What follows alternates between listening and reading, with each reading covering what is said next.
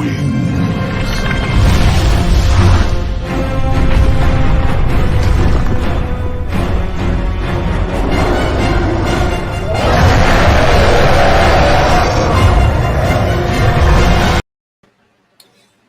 back to Writer's Showcase, everybody.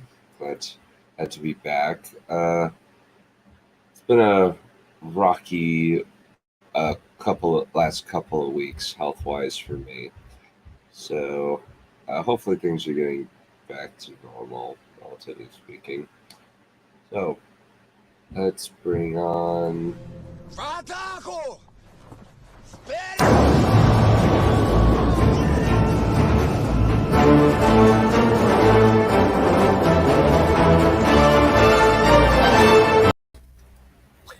Hey folks, good to be back.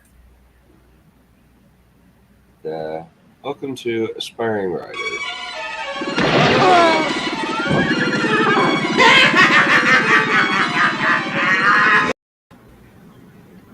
I'm tired as fuck.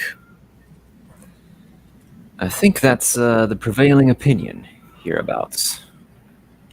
Yeah, and unfortunately Xula is not coming. Yeah. Yeah. He's not feeling very Yeah, well. poor guy seems like he's ill. Well, in that case, Aspiring, you want to start us off this week then? You can go first, actually, Carl. We sure. Okay. All right, may as well. This is, I believe, Chapter 21 of The Waters of Acre. The turning of the cycle. After a month of having the Magisterium grounds almost entirely to herself, it was a legitimate shock to find things so busy when Shenna awoke the next morning. She could hear the commotion in the hallway clear through her door. Not violence, but merely the clatter and hum of new students and their baggage moving up into the new homes. Shenna carefully made her way through the bustling corridor and, after waiting for a large party of servants hefting trunks of luggage up the stairwell, made her way downstairs. The refectory was a beehive of activity, and the grounds beyond as well. New students went to and fro, some still in vibrant civilian clothes, others awkwardly tugging at their new ill-fitting robes. Many students went escorted by older persons, likely parents or chaperones, and after them followed their silent, obedient servants, like shadows. Oddly, nobody seemed to be eating, a fact that made Shenna feel terribly awkward, sitting alone in the middle of one of the benches, slowly munching on her porridge and flatbread as the commotion swirled about her. It felt wrong, in a way, to have nothing to do this morning. The library was closed today because of the new course cycle, and with it, magic distribution was cancelled as well. That left Shenna with nothing to do until 10 of the morning, when the students were to assemble in the Hall of Ceremonies. There, they would be formally greeted by the conclave and given their schedules. But until then, all she could do was wait. Shenna finished her breakfast and retreated back up the stairs to the sanctuary of her chamber. When she returned, Talene was leaning over her trunk, gathering her things into a bundle. "They're moving you again?" Shenna asked. "Get me a better spot this time," Talene said. "Looks as I'm moving up in the places." "Well, congratulations then," Shenna said. "Thanks," Talene answered. "Anyhow, it's been great rooming up with you time. I'll see you around the place." And with that final exchange of pleasantries, Talene slipped out of the corridor and was gone.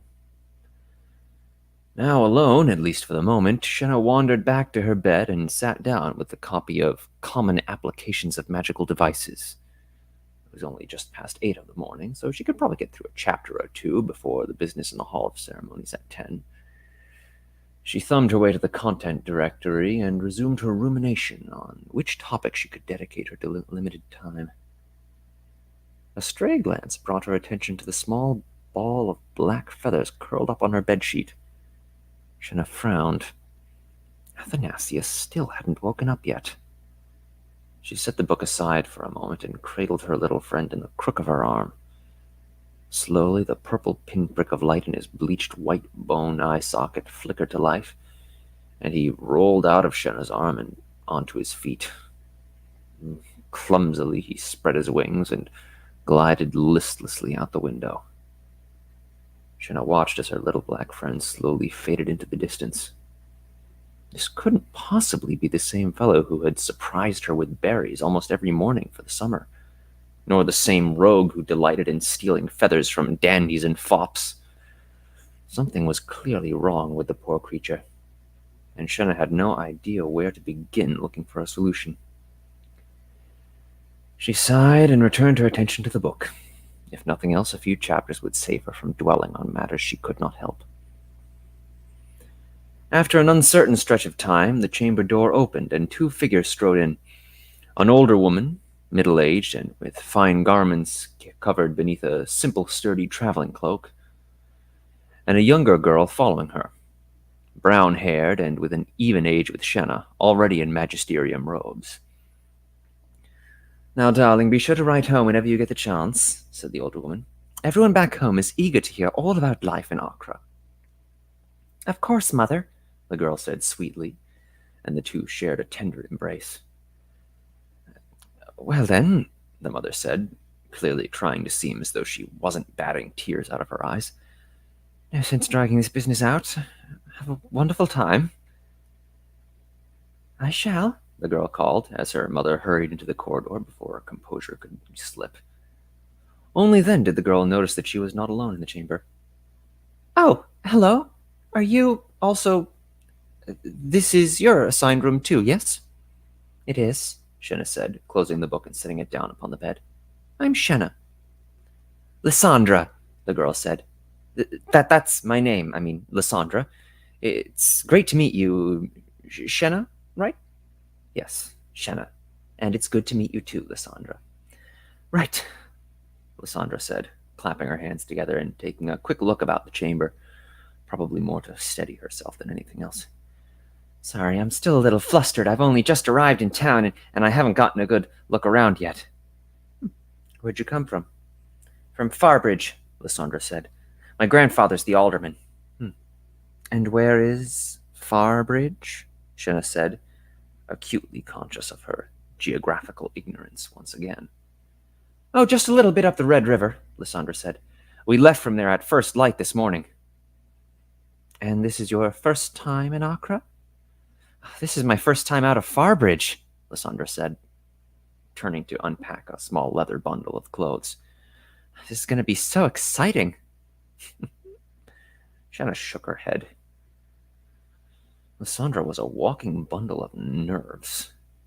Had Shenna been overcome when she first arrived in Acre?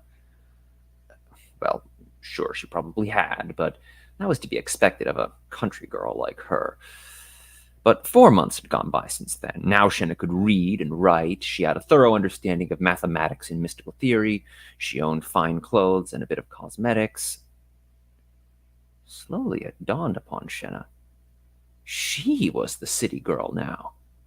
And what was more, this new girl, this Lysandra, was the country bumpkin. "And what about you?" Lysandra asked. "Me?" Shenna said. "Oh, I've lived here in Acre for quite some time now." "Really?" Lysandra said, her brown eyes dazzling with delight. "Well, I was originally a Red River girl like you," Shenna said with false humility. "But that was a long time past. The waters are my home now." "That's amazing," Lysandra squealed. "I know." Shenna grinned. "How about a tour? I can show you around the grounds before everything gets started." "Oh, that would be splendid." And with Shenna leading the way, the two of them marched out into the corridor and down the stairs to the refectory to begin the tour. Shenna pointed out the important landmarks of the refectory, the benches, the clock on the wall, the corner where the vats of porridge and stew were prepared, and of course the rack where the last of the flatbread was slowly cooling, just in time for Lysandra to snatch up the last piece. As she ate, Shenna pointed out the path leading along the northern wall, towards the northern gate and the boys' dormitories in the far corner. "Do you ever sneak into the boys' rooms after dark?" Lysandra whispered between bites. "Well," Shinna began before glancing over her shoulder as two gray-robed figures walked by in conversation. Once they had passed, Shinna turned back to Lysandra with a lecherous grin splattered across her face. Lysandra nearly choked on her flatbread with laughter. Once the eating was done, Shinna led Lysandra down the path leading to the library. Lysandra claimed that her family kept a library of their own in Farbridge, but assured Shinna that it was only very small, just a few hundred volumes or so. That caused Shinna some moderate jealousy, though the hurt was lessened somewhat when the news that 3 whole stories of nothing but books waited in there produced an appropriately amazed expression from Lysandra. Next, Shinna showed off the moon spire, making sure to mention that she had actually been up to the very top and had personally overseen the magic collection operations there. Thankfully, Lysandra's family didn't have a tower of their own to match this one. "And those shutters running down the side," Lysandra pointed, "is that all moon silver?" "Platinum, not moon silver," Shinna corrected smugly. "Careful now. We don't want people thinking I'm some sort of peasant." Shenna's tour crisscrossed back and forth across the grounds, from the administration offices in the Watergate to both houses of study, from the various gardens and sitting areas to the small entrance in the southwest corridor that led to the patrol hall. As the two of them went along their way, Shinna gradually learned more and more about Lysandra. Her family back in Farbridge was fairly prominent. Her grandfather was the leader of the Circle of Elders, or whatever the local equivalent was, and her father was a successful merchant who operated a number of barges upon the Red River and regularly brought back small toys and magical trinkets from Akra for his little girl. Lysandra had been so fascinated by the inner workings of these wonderful devices that she had asked her mother to let her study at the Magisterium. And after a few years, it had worked. Shinna freely shared her own story, too. She told of her childhood as a humble witch's apprentice off in some backcountry village that Lysandra had probably never heard of, and how she had grown terribly bored with the tedium of daily rural life and resolved to run away to Akra to make her name as a sorceress of the Magisterium. And when Lysandra cooed with amazement, Shinna assured her that it really wasn't such an impressive feat at all, at least not when compared to the things that she'd already seen and done in Akra over the past few years. And who could say? Perhaps in time, the two of them would get up to some trouble together and make some new stories for themselves. The tour finally came to an end when a vast crowd of students gathering around the entrance of the Hall of Ceremonies indicated that the assembly was about to begin. Shinna and Lysandra joined the white-robed throng and filed through the arching doorway and into the cool darkness of the hall, barely pausing for Lysandra to gape at the red flames burning heatlessly in the braziers.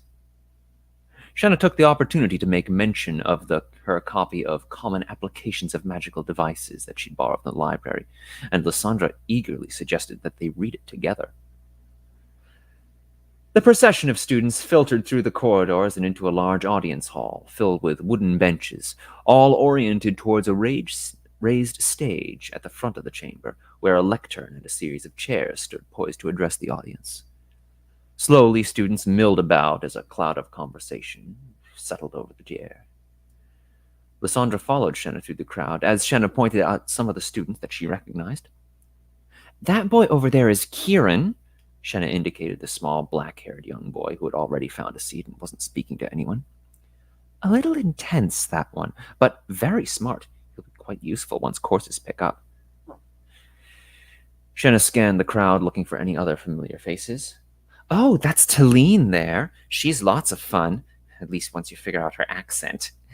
And those two boys with her are Padrig and..." She swallowed a groan. "And Gareth."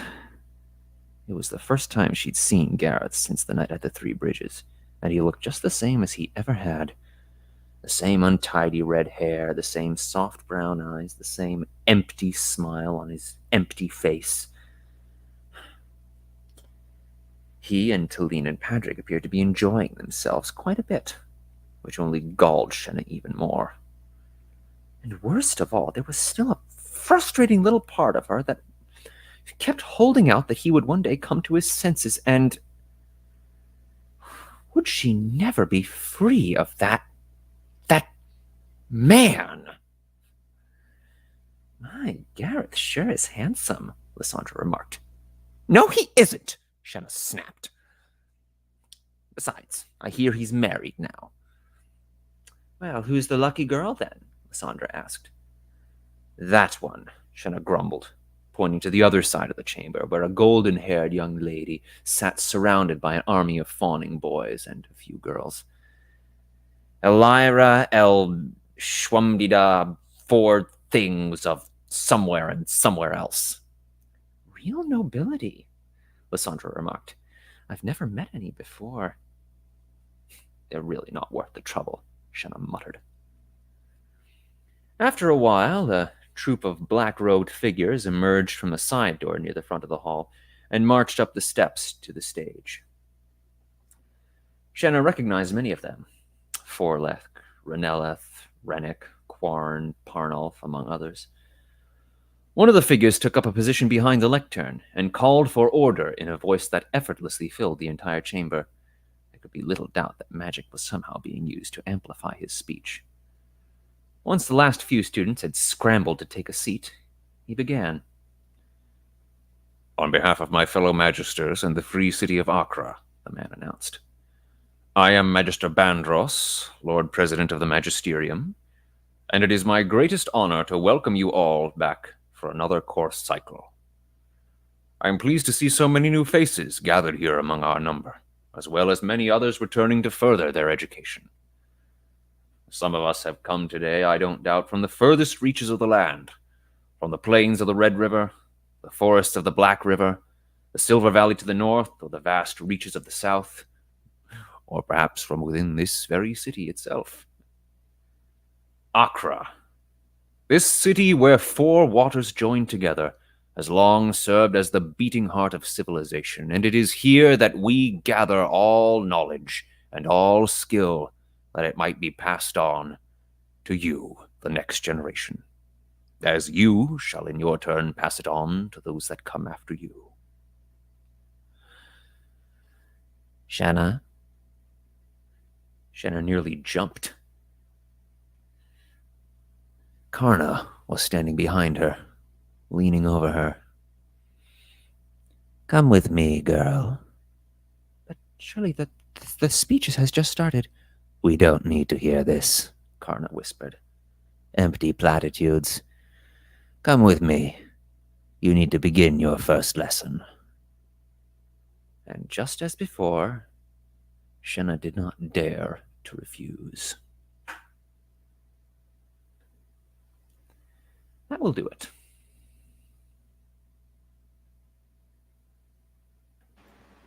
Very nice.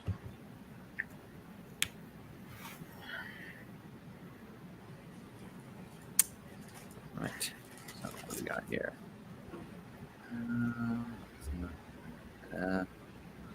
Supposed to. Yep. I sound like the narrator for the First Wheel of Time book. Yeah. Yes. That's not the first time that the comparison has been made. Yeah. These. Actually, I think I was the first person to make that comparison on this one back when I read that fan fiction. Probably, yeah.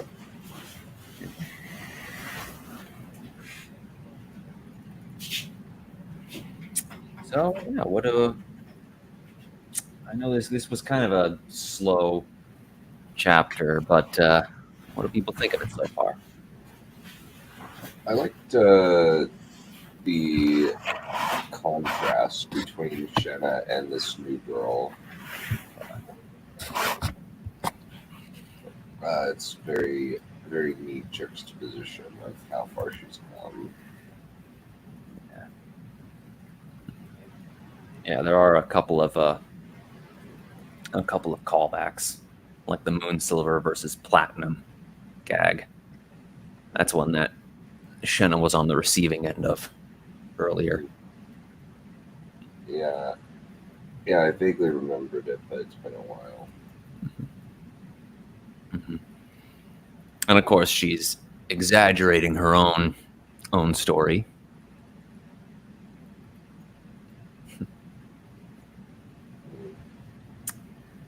And yeah.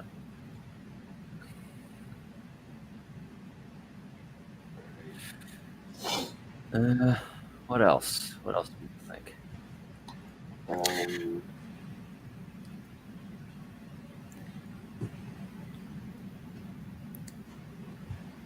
Shanna definitely liking the new power dynamic. Oh yeah, she is having a lot of fun.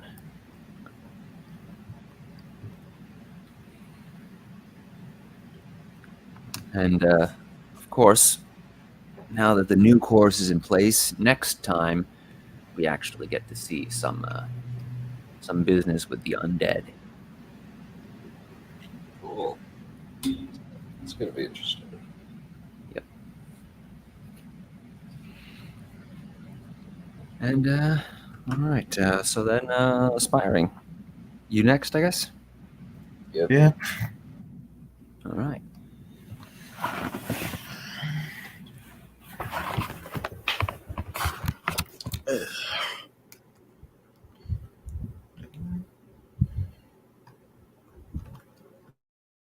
So, to recap, we have been following the character Vampra. She has been uncovering secrets and mysteries of the Ascending Territory and their host purge, the atrocities they've been committing. And Vampra has decided that whatever she's going to do, she's going to free the two prisoners, the father and the child. Because if there's one thing she knows, what's being done to them is wrong. And so she's decided to free them, liberate them, and get the fuck out of here. And so we leave off to her breaking down the door to the brig. As Vampra's body impacted the reinforced door, it was ripped out of its frame and sent spinning down the corridor to hit the far wall with a clang that reverberated throughout the ship. Her whole front stung like she'd fallen from a great height, but she remained on her feet. To either side of her, the guards were staring wide-eyed at the broken door, mouths agape, facing away from her. Grabbing them while they were distracted, still consuming an inordinate amount of souls, she pulled them to the cell the Maquis father had opened, taking away their plasma rifles and throwing them inside. They stood up as to resist, but looking at the plasma rifles at her feet, they stayed where they were, even as the Maquis shut the cell door. Ceasing her consumption, Vampra bent down and handed him a key, one of the plasma rifles, who clearly wasn't experienced with one, but by how he held it, but did not protest, and removed the plasma pack from the other plasma rifle, noticing the small detonator in the center. She stuffed it into one of her coat's inner pockets. "Isn't that only useful with the plasma arm?" the Maquis asked, slinging the plasma strap over his shoulder while keeping a hold of Nala's hand. "These plasma packs are made to double as explosives, using however much plasma is left inside. These are likely full or nearly so you should have 100 or 2 white plasma bolts worth, or enough to incinerate half the ship and more." She gave him a grave look. "If it wasn't clear, I'm telling you not to detonate these until they're mostly empty." He nodded tightly. "Still, don't you want the plasma arm?" Looking inward at her soul reserves, a noticeable chunk gone from those few seconds, but still plenty available, Vampra stood up and shook her head. "I'll do without. They aren't worth the effort yet. Stay behind me." She ran down the ship's corridors, hopping over the broken door, the heavy metal bent with a large indentation where she had hit it.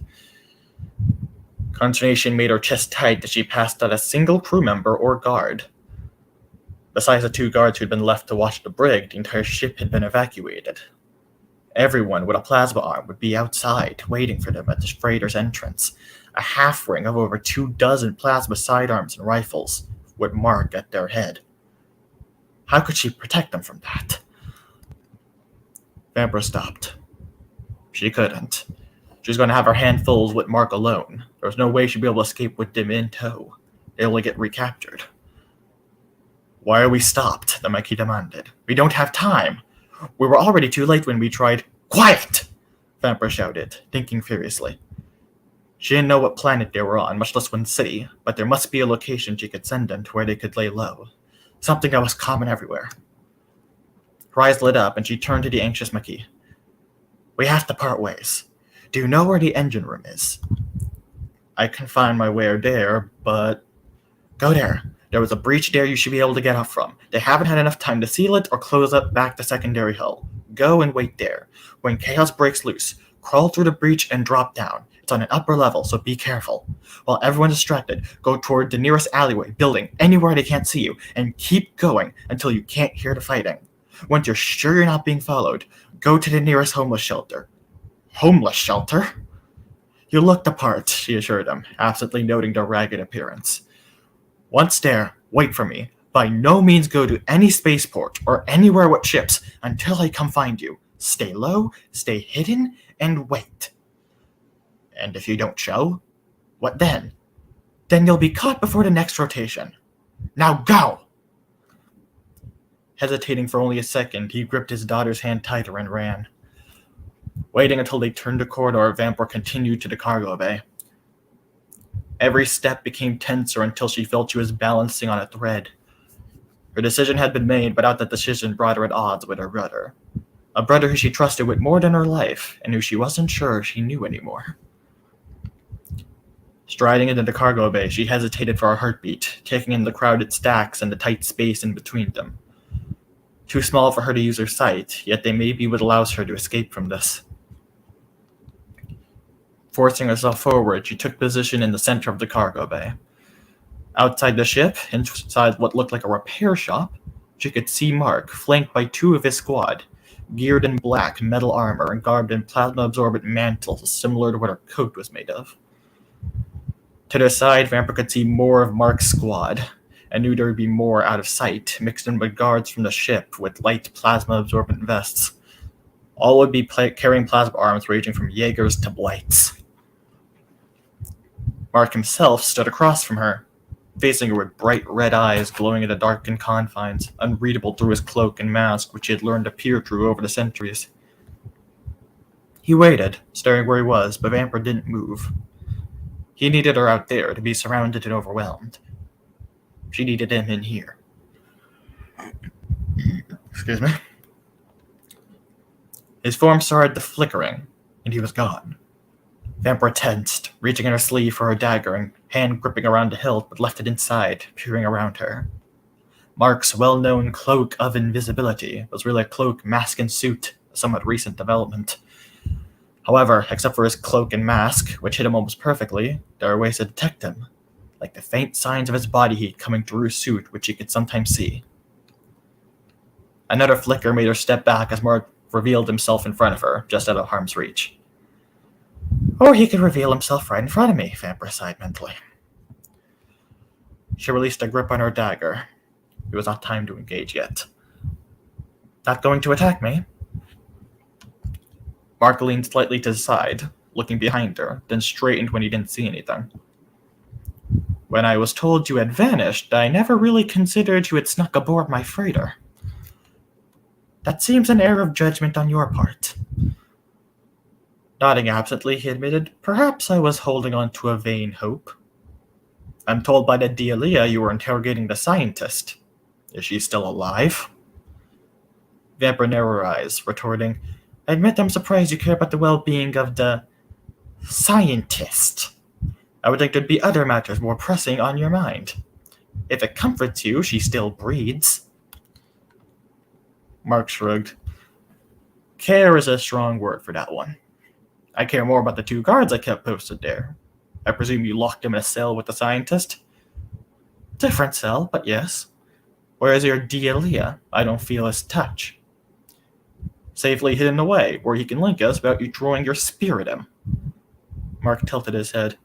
Despite being a Dalim, he was quite cooperative when we escorted him away. Your reputation with the Dealia still holds strong.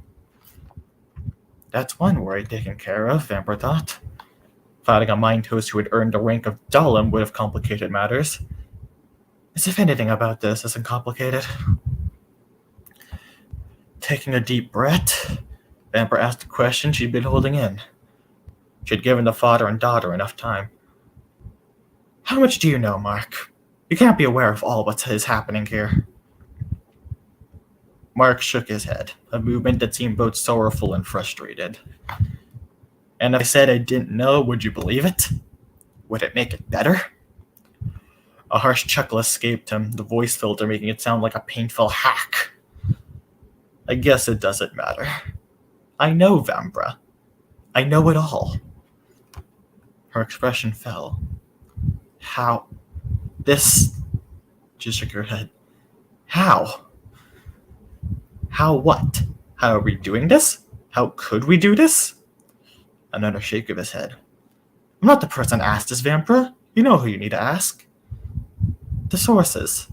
They know all this? In some matter or other, I'm sure they all know.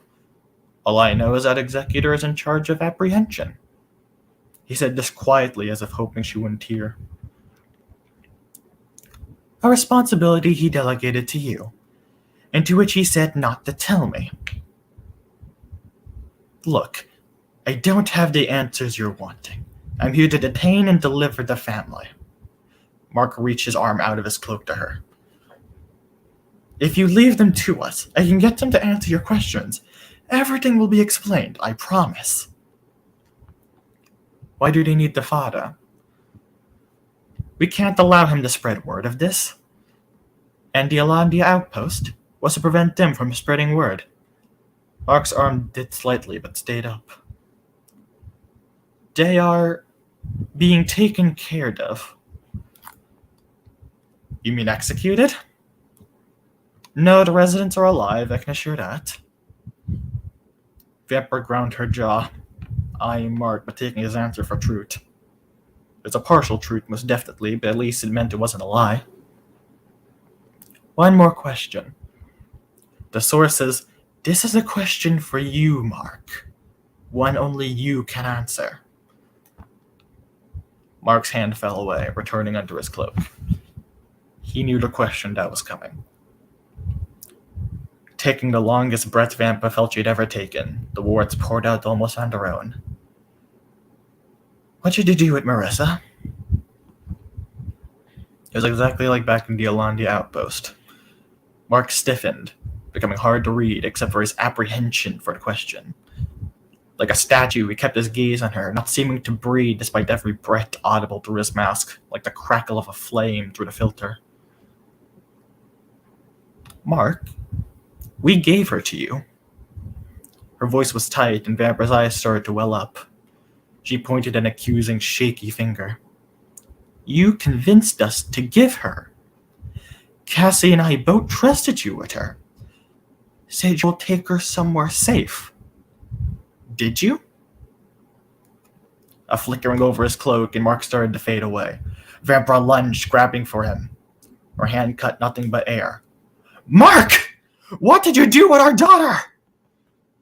Her fist shook, nails biting into her hand until her knuckles cracked. What did you do? Her cry echoed throughout the repair shop, making everyone outside take an uneasy step away from her. An unseen blow to her face knocked her into the crate, and Vampa snarled as she looked around, searching for those faint hint signs frantically. Invisible arms came up behind her and pinned her arms from under her shoulders, Mark's hands pressing to her head as he tried to restrain her. Rage contorting her expression, Vampa dropped down to her knees, feeling Mark's imbalance at the sudden shift forward, and jumped, striking her legs enough to fly up to the ceiling. A hardening of Mark's grip revealed his own straightening, before the moment he was crushed between the ceiling and Vampa. Despite feeling more solid, as if his chest were made of rock, Mark released Vampa with a pained grunt, both falling back down, Vampa landing on her feet while Mark onto one knee, partly visible with portions of him translucent and blurry. Not waiting for him to recover, Vampa spun around while rearing a straightened kick aimed for his head. As her foot neared, Mark's head ducked under in a blur, too fast for her to react, and her kick went past into a crate, shifting the entire stack and causing it to wobble. Both watching the teetering stack, the topmost crates precariously on the edge as it settled down. Vamper gave it another quick kick and stepped away. The stack shifted further and the top crate started falling toward Mark. As it fell, Mark leaning back to shift his weight onto his back foot, reaching up as if to catch the crate. And at the first touch of the metal on his fingers, he pushed the crate toward Vampra, using his downward momentum to knock her down, her breath knocked out by the crate pinning her. Straining to lift the heavy crate off her, Vampra knew the only reason she didn't have any broken bones was because she was still straightening herself. Before she could get the crate off her, was pushed down on her, and Vampra felt herself being dragged along with the crate toward the ramp.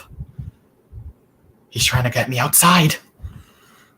Consuming more souls, Vampra pushed herself up, the crate flying a few feet into the air, Mark narrowly dodging the edge, hitting him.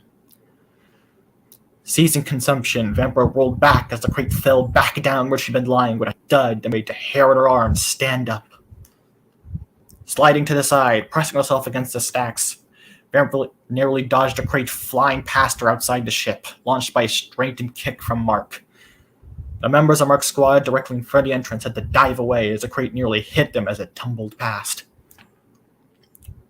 Reaching and pulling out one of her daggers, Vampra turned and found Mark gone, invisible again. Cursing, she rose and crept forward, eyes darting around until he noticed a faint heat sign, the tiniest glow, from the cargo bay entrance further into the ship. He's trying to find where the family is. Moving a dagger up her hand, gripping it by the blade to conceal it, she cried out, "Mark!" Then extending her other arm, carefully choosing how much of her soul reserve to use, she let out several tendrils of lightning, coiling and bouncing off each other. Most seemed to harmlessly hit the wall, doing little more than scorching the metal, but Mark started to appear again, an arm keeping his cloak up as protection, some of the tendrils sparking off the heavy material. It was a considerable waste of souls, and attack that accomplished little and left her at a disadvantage, leaving her with significantly less souls than before. In a fight between two soul consumers, conserving souls was key to winning, and what she did was a grave miscalculation seemingly done in anger that may give Mark the fight if he took the opportunity. And Vampra was hoping Mark would realize this. Indeed, Mark only hesitated a second between deciding to try and leave her again, to continue his search, and attacking her, his head snapping toward the corridor and then back to her. In a burst of speed, he came at her in a blur, a strengthened hand picking her up by the throat, immediately making her see spots as he blocked her arteries, his other hand free to defend against whatever she did. She's trying to get me unconscious, she thought, slightly surprised. If she consumed souls for strength, he would try and match her, draining them both, but still leaving him with more, and healing himself would only delay the inevitable. Fortunately, she wasn't planning a battle of attrition. Reaching for his chest with her left arm, Mark grabbed it immediately, keeping her hand pointed away. He didn't see the dagger which Vampra lit back into her hand. Consuming souls for speed, she slashed at his fingers, freeing her other arm from his grip, and cut into the arm, grabbing her throat, running her blade deeply from his bicep to wrist, Mark releasing her with a pained shout. Mark started backing away, but Vampra grabbed him and sent another slash at his neck. Her blade cut into his throat before stopping jarringly, the dagger almost wrenched out of her grip, stuck halfway from cleaving through his whole neck. A straightening kick to her stomach sent her flying, sliding to a stop on the cargo bay floor, the air knocked out of her lungs. Gasping, struggling for air, Vampra got out her other knife, brandishing it forward, expecting Mark to be moving to attack her. Her arm lowered when she saw Mark was still where he was, hand to his bleeding neck, dagger still lodged in, looking at her with what she knew were wide eyes. His wounds were healing, his fingers regrowing and cut sealing, and Mark removed the dagger with a grimace to let the neck heal completely. He had strengthened himself enough to prevent the edge from even cutting him. She hadn't expected him to consume so many souls for a moment of invulnerability. He'd hardly be in a place to outlast her. A hand still in his healed neck as if he couldn't believe what had almost happened, Mark disappeared, the parts he cut away and had regrown still visible before he hid them under his cloak. Shooting up, Vampra started forward until she heard footsteps. Looking outside, she saw the half-ring of guards was now closing in. Coward, Vampra hissed, hiding her dagger away. Excuse me. Mark had retreated and ordered his guards to close in on her. He was always one to fall back when things got too difficult. Fortunately for her, however, his order made her plan much easier. Riding to the back of the cargo bay, she positions herself behind one of the stacks, a foot against a wall for support. Looking at her soul resource, she hoped she had enough for what she planned to do, and waited for the guards to near. She counted the moments, hearing the footsteps on the metal ramp, and when she was sure they were all in front of the entrance, Vemper consumed a burst of souls just for a moment, all toward her speed and strength, and pushed the stack in front of her, the wall keeping her in place, and made all the stacks in the row shoot forward, knocking into another and exploding out of the cargo bay, raining down. Vamper repeated the process in the next row, hearing the cacophony of screeching metal across metal and the crashing of various cargo. On her fourth row, her reserve ran out. Vamper fell to her knees, feeling tired. There had been a worry that one of the crates might explode. At least one of them was bound to be carrying plasma packs, but none of the crates had, and the 4 rows looked to have sufficed. Forcing herself up, going down the ramp, Vamper noted all the bodies of the soldiers lying on the ground, armor cracked and parts bleeding, broken, or crushed. Several had souls hovering over them, looking dazed or shocked. She'd killed around a third, but likely some on the edge. Shoulders slumping, Vamper winced as she took a deep inhale, absorbing all the souls around her, their forms stretching and deforming toward her, inside her, replenishing her soul reserve. It felt dirty. They could have all been as ignorant as she had been just hours ago. They would have been comrades enough for what she had learned. Yet they would have killed her if she hadn't, and those souls may help her save the family. It didn't make the sordid feeling ease any. Soft footsteps she barely heard made Vamper look away, the father and daughter creeping towards her cautiously. The father holding the plasma arm ready with Nala holding the case, both looking at bodies warily. When the father looked at her, he frowned. "What happened to your plate?" Glancing down, Vamper realized her plate was bent and deformed, likely from the crate Mark threw at her. Now that she noticed it, she could feel the plate poking into her chest, making it hard to breathe. Ignoring it for the time being, she scowled. "I told you to run in the midst of the chaos. Why are you still here? Go!" "While you do what? All the men are collapsed." He just around him without looking. "You said you'll see us safe." "And I will," Vamper cut him off before he could continue. "But you're still not safe. Mark is..." She trailed away. She had no idea where he was or what he was doing. She'd hoped to be able to draw attention away from him as he slipped away, but she ended up being able to neutralize all the guards, and they were now right in the open to be seen. Perhaps it was best to stay with them. Cursing silently, she waited for them to follow, running outside into the daylight, making her eyes squint as she quickly scanned their surroundings. They weren't in an atmospheric dome, so this was a planet with a habitable atmosphere. That narrowed down where they could be considerably, but there were no other features that told her where they were. "I'll figure that out later," Vamper decided, feeling there were 100 eyes on her, making her skin itch. Slipping into the nearest alleyway, the feeling still there, the sounds of a struggle and a cry of pain made her stop. As Vamper turned, she felt Nala back into her, and she reached for her dagger.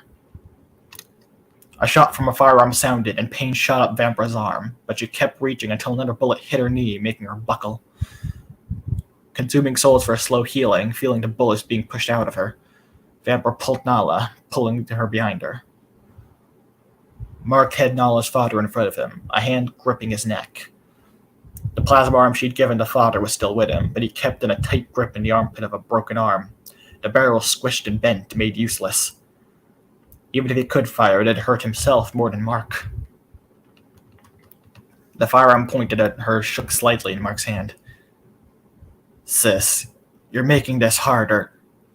"Don't call me sis," Vamper told him. She didn't raise her voice, yet that seemed to make the words sting more. "Vamper, what do you think is going to happen? Nothing is going to change from any of this. I can't let them go. I can't let you go. You're only making this harder for both of us." Standing up, Vamper let... Well, it's done.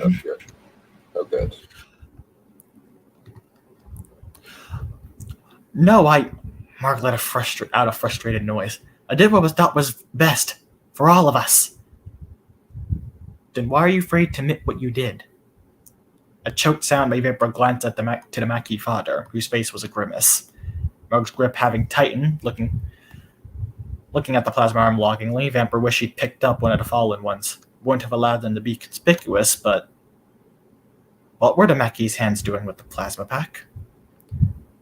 Her eyes widened, and she saw the Maquis mouth the words, "Take her." Mark noticed the look in her eyes, so started to glance down. Consuming every soul she had for speed, Vampire turned and picked up Nala, carrying her and running. Jin stopped after she heard the explosion behind her, nearly knocking her off her feet, or when her speed returned to normal. She just kept running as Nala cried in her arms. That's the end of the chapter. Thoughts, concerns, critiques? Well, we're definitely getting action heavy. Yeah, Very good. I like the This is- shift. I like the shift in Vampire's character. It feels very believable. You mean by her getting more emotional? No, her making the full renegade thing. Ah.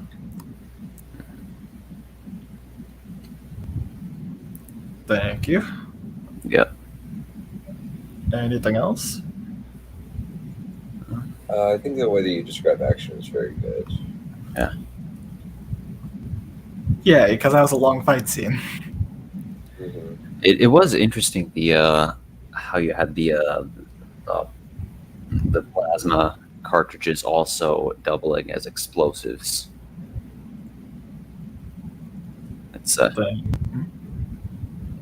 interesting choice there. It made sense. I'm sure we would do it if bullets exploded like plasma. Yeah.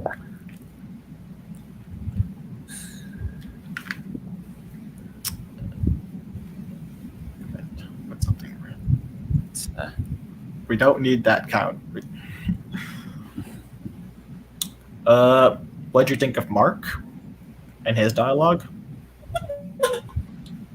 Seemed fine. Nothing special. Nothing too nothing too bad either. Sounds fine. Seems okay. Someone could talk to him for an hour about something random. No, you don't want that, Valerian. No, you don't. No. So, I do like the way Vampira has been developing lately.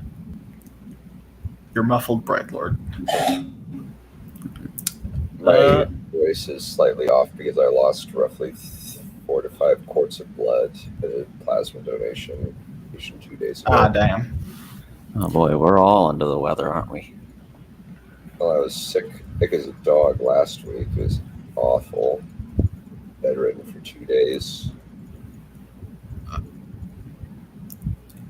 I see some of your comments, Axel. I've been reading them.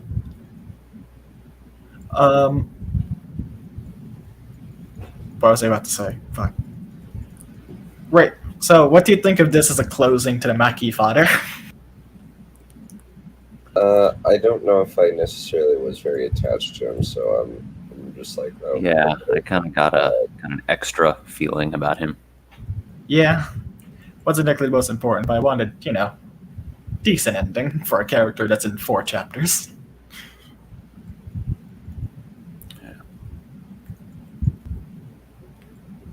If there's nothing else, I do believe it's done, Stan. All right. So, what's happened so far is Mordred and Kara are on a little expedition to go meet with the High Priestess. Problem is, the High Priestess has been kidnapped by a giant. And they don't know it yet, but they are going to go on a bit of a collision course with the priestess who escaped from the kidnapping. So, in Chapter 21, A Knight's Quest. So what did you do on an average day? Card took a swig of fruit punch from the bottle Mordred had made for her. Strangely enough, now that she was forced to spend time looking at him, she was actually getting used to his strange, misshapen appearance. Maybe even seeing him as a friend. Well, before my first war, I wandered the countryside looking for quests, people to help, giants and demons to slay, that sort of thing. Mordred waved vaguely at the sparsely treed hills around them with that deformed hand of his. For whatever reason, he seemed to force himself to use it whenever it wasn't hanging limp at his side. Honestly, I'm more used to being out here in the wild than I am with a roof over my head. After that, it was similar, but I felt like I had to spread my mother's teachings, her principles, which she stood for. Sighing, he pursed his lips, then scratched at his cheek. That's when I found two Elder One's souls that hadn't had their bodies given to them yet. They were waiting for me. So for the first time, I felt what it was to be a father. He swallowed and rubbed his nose. It's a stuffy nose. He coughed, not really used to it. Abruptly, he seemed to notice the tears on his cheeks and wiped them away. Huh. Tears. Haven't experienced these before. Feels interesting. I immediately felt sorry for this lonely, misshapen creature.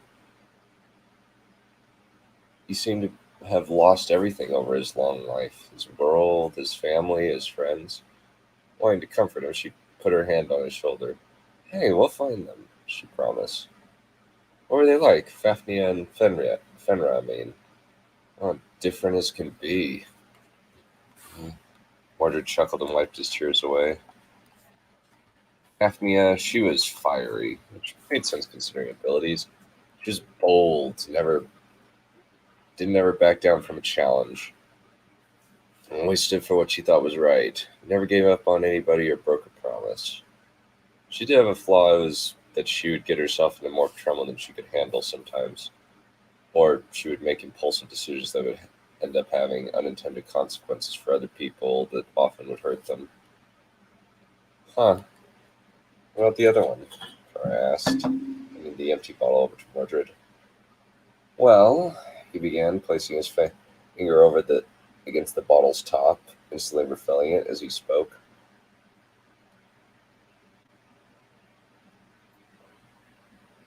Me and Fenra, let's just say that she and I just fit together. She was always wanting to stay with me, help me with my mission while Fafnir was off doing her own quests elsewhere. Fafnir was fire.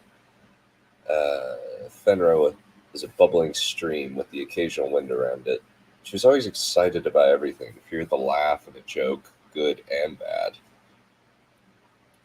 What was an example? Kara asked. You can't just put the idea of a demigod making a bad joke into my head and not elaborate. Mordred tapped his fingers against the saddle horn, face scrunched as he tried to pull up memory. He's from a mire. Well, most of them were bad puns, he admitted finally. Most of my memories are funny. Fuzzy. But the one that's clear was this foul-mouthed, recalcitrant tax collector named Dunn. Oh no! Kara cringed in anticipation. She could practically feel the painfully bad joke coming. You didn't. Yes, Mordred nodded. We made so many Dunn puns while we were there, though he made more than we did. Whenever we were asked, "Are you done?" Fenra would point at Dunn and say, "No, but he is." Kara stared at him, trying to get her mental image straight. Oh, goddess, she shook her head. That was bloody awful. You should be ashamed. Get better jokes. Yeah, probably, Mordred nodded in agreement. Eventually I'll remember my good ones. It seems as though I have a lot of memories of bad jokes, and because Fenra's the most clear in my head.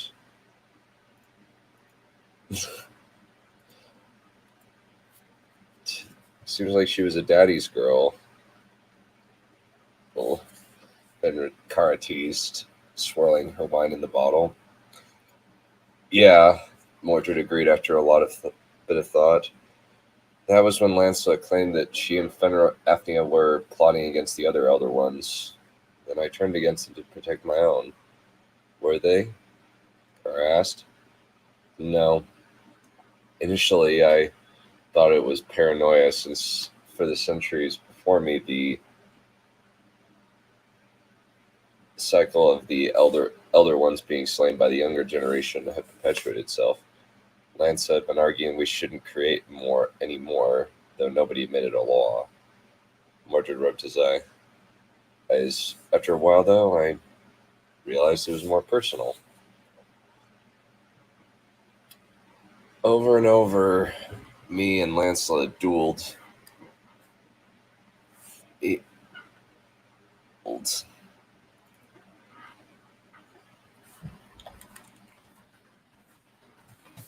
Over and over, we dueled during the war.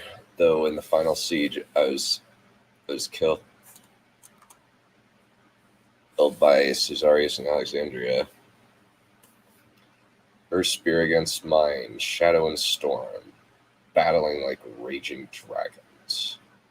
Despite his grand words, he didn't seem proud. So many people died around us. His voice held nothing but regret. Both people who had chosen to follow me and those against me. Battle after battle, each time we saw each other out, often slaying other Elder Ones that got in our way so that we could try to end the other. Sounds like you've got unfinished business. Is this with this person? Karas meant it to be somewhat joking, but Mordred didn't laugh. Hopefully when we meet again on the field, it doesn't cause too much collateral damage.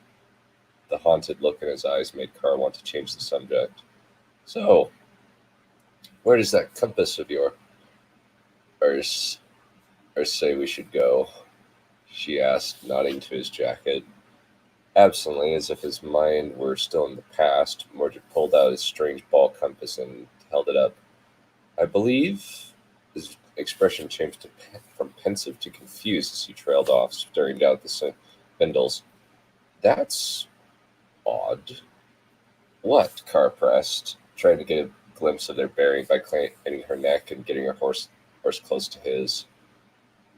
We're going that way, pointing toward the north, graciously handing it to her. But why? Kara frowned his strange brass compass and pointed west.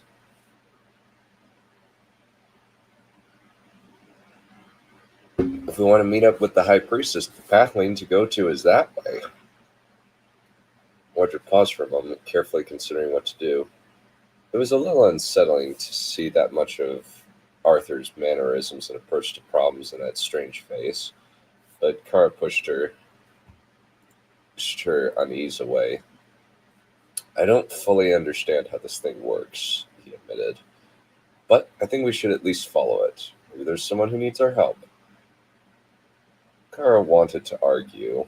The only way to or from Nordenbar was along the road a few days from their position. North from their current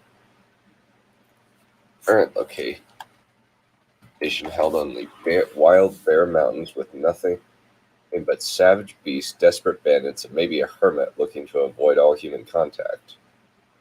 People didn't go that way. Not if they were smart. I don't like it, Kara admitted. I'd rather not go in that direction since it's in the opposite direction. Or that way, since it's in the opposite direction from where they're going to be. But if you think that strange compass of yours is telling us where to go, I'll follow you. And if we need to, we know where she's going, so we can adjust accordingly. Mordred secured the compass in his jacket and turned breeze toward the mountains. All right, Kara rubbed her eyes. Hopefully we don't regret this. Laviarna read Anne through the ragged, burned-looking woods, oaks frayed and ragged, muck covering her. She had no idea where to go in this horrible wilderness. She had no idea what she was even doing, just that she needed to get away from whatever monster had taken her friend. She stumbled off the edge of a hill and rolled into a depression. She heard a low whooping and the clattering of hooves against the wood and against the floor of the woods, against the ground. Fear froze Laviarna solid for a few seconds. Then she stumbled back to her feet and took off, only to abruptly shift directions as a group of riders rounded it. Ended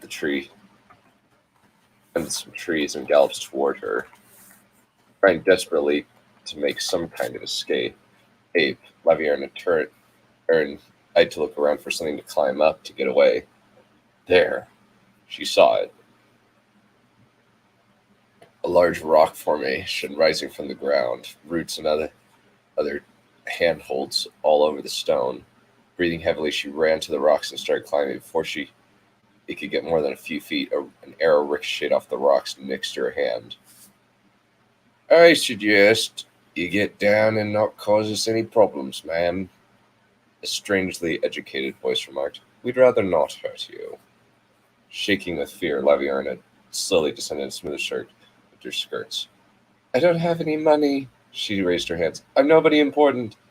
I'm just a servant running from a giant attack. Their leader, a man in oddly fine, weather-worn clothing, dismounted and walked over to her. Calmly, he looked her over with a disconcertingly discerning eye. Well, if I were to take you at your word, and only that, I'd believe your ragged clothes. And maybe I'd believe you. Problem is, he raised a finger and pointed her sleeve, you have the robe of a priestess, and a high-ranking one as well. Also, your diction and accent are quite telling. Now, if you don't mind, we'll be taking you back to where you came from, but we're going to want payment. Please, a monster took my friend. Please, we need to find whoever kidnapped her and rescue her. Laviarna looked around desperately. She's even more valuable than me. She's the daughter of a powerful lord in Nordenbard. Family? The leader asked, adjusting his sleeve.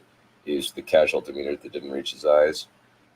I'd like some specifics. I've been to Nordenbard, and I'm familiar with all the major lords. Gawain Darlis Carleo, Laviarna said quickly, letting out the first name she could think of. Really? The leader licked his lips. That is interesting. What? Well, what exactly did you encounter? A giant, huge thing.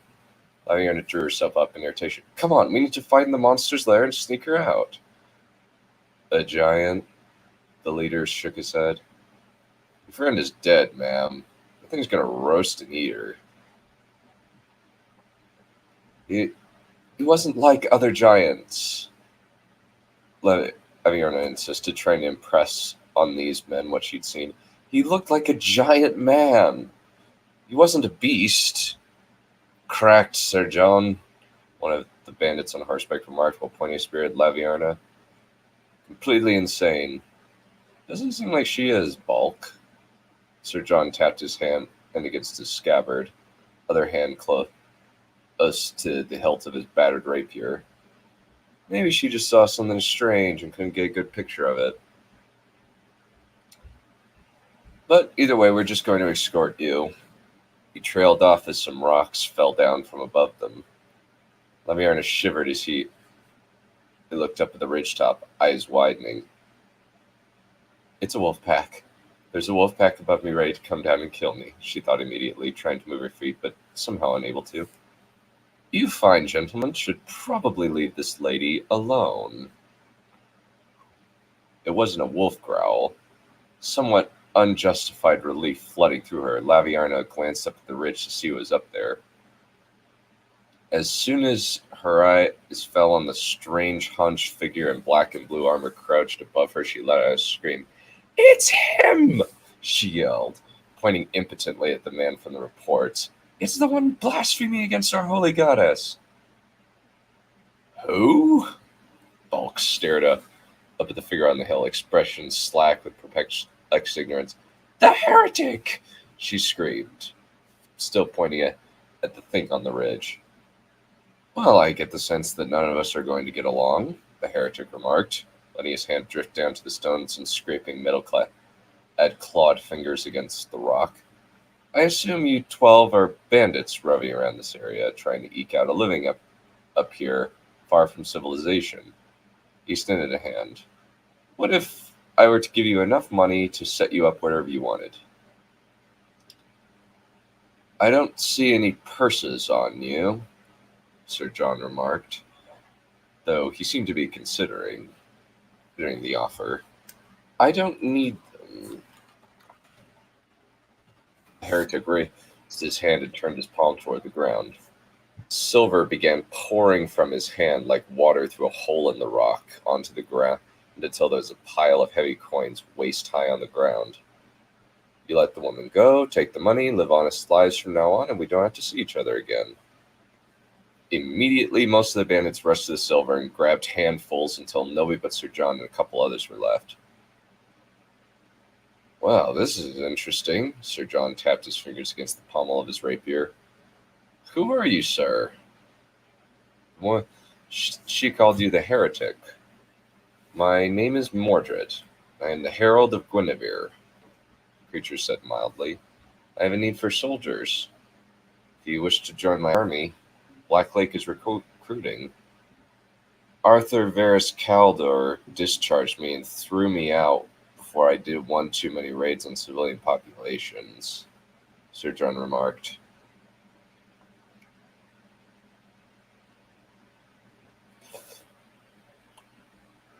I just needed some gold to pay off my debts, but I went too far. Now I'm a wanted man." Casually, the heretic raised his hand and closed it on a rolled-up piece of venom that appeared out of midair.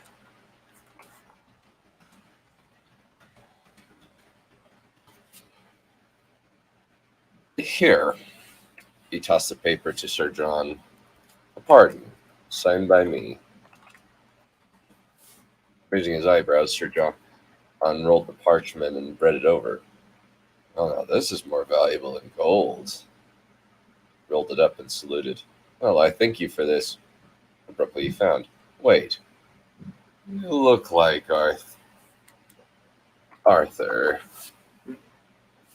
Passing resemblance." The heretic shrugged, rubbing his cheek where three strange ridged growths twisted his skin. "Go. Take your new life." "Well, I can't guarantee that I'll join your army, but I'll take this gladly, sir." The bandit leader took a piece of paper into his jacket and motioned toward the remaining bandits. "Come on, lads. We're free men." And I think I'll conclude it there. So he's not like other giants. He's just a giant. Yeah. I might have missed something among earlier chapters. Are giants generally different somehow? Giants usually look like massive yetis with huge tusks and fur. I see. Human-looking giants don't often show up. I see. That does sound significantly different. Yeah. Yeah. I hope it seems as though everybody noticed the bad done pun. You've trained us to notice this. Yeah. I felt like I gotta include one, and it does seem like a good place to have one. I suppose if you must. Pay off my student loans. Just get FAFSA. FAFSA pretty much pays off all your debts, and it's free of strings. Yeah. Any thoughts before we close out? I think I'm done. It's my name. I think I am Malachi. I guess we're all done. Credit cards. Yeah, probably right. Get Mordred, it pays. Yeah. It's actually spelled like this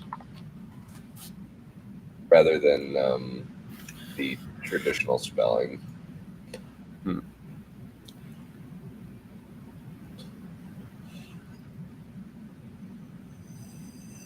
I am thinking that perhaps Mordred needs to have conversation about quantitative easing and how monetary policy and shit like this. Yeah. He's quickly devaluing currency.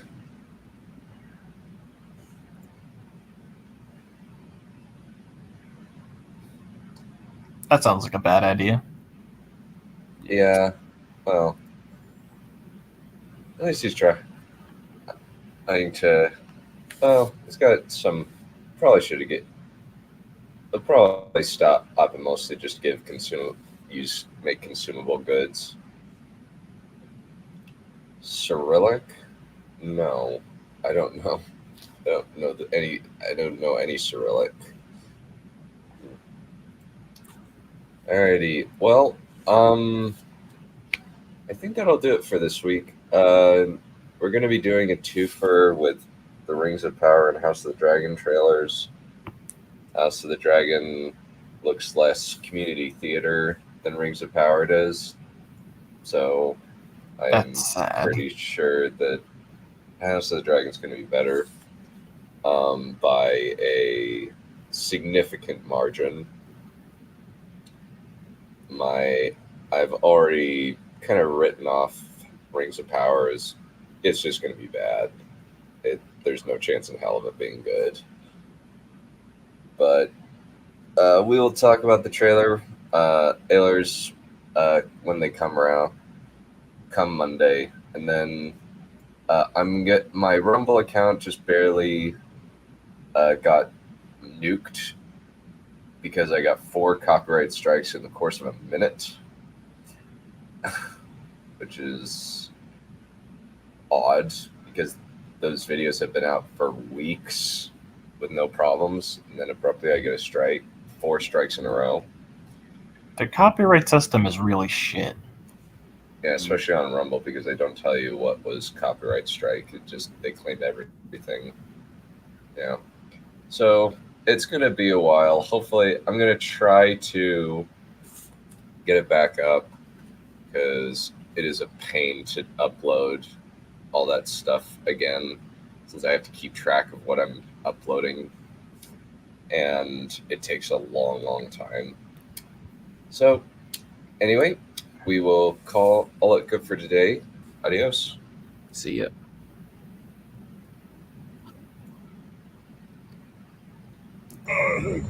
Enough!